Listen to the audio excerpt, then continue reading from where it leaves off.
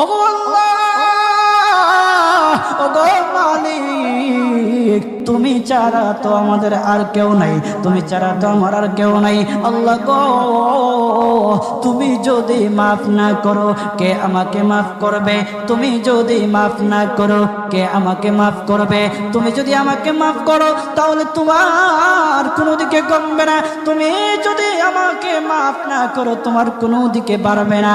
আল্লাহ গো, তুমি আমাকে মাফ করে দাও। সারাটা জীবন অন্যায় কাজ করেছি, সারাটা জীবন নাফরমানি করেছি, আমার কাছে কালেমার দাওয়াত কম আসে নাই, আমার কাছে কালেমার দাওয়াত কম আসে নাই, আমাকে লোকেরা কম বোঝায় নাই। ওগো আল্লাহ, তুমি আমাকে মাফ করে দাও। মাফ না করলে কোথায় যাব, কার কাছে যাব? বাবা যখন মারে তখন মার কাছে আশ্রয় নেওয়া যায়, মা যখন প্রহার করে তখন বাবার কাছে আশ্রয় নেওয়া যায়, বাবা মা যখন প্রহার করে তখন দুনিয়ার কারো না কারো কাছে আশ্রয় নেওয়া যায়। ওগো আল্লাহ, ওগো মালিক, তুমি যদি আমাকে মারো, তুমি যদি আমাকে আযাব দাও, ওগো আল্লাহ, কার কাছে যাব, কার কাছে গিয়া মাফ চাইবো? ওগো আল্লাহ, মেহেরবানি করে মাফ করে দাও।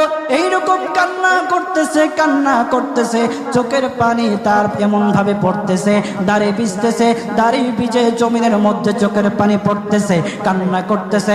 বান্দাটা কান্না করতে করতে করতে করতে আমার আল্লাহর কাছে এমন গ্রহণযোগ্যতা অর্জন করেছে, মহান আল্লাহ রাব্বুল আলামিন তার ডাকে সাড়া দিয়া তার জিন্দেগির সব গুনাহ মাফ করে দিয়েছে। হযরত মূসা আলাইহিস সালাতু ওয়াস সালামের যুগের ঘটনা।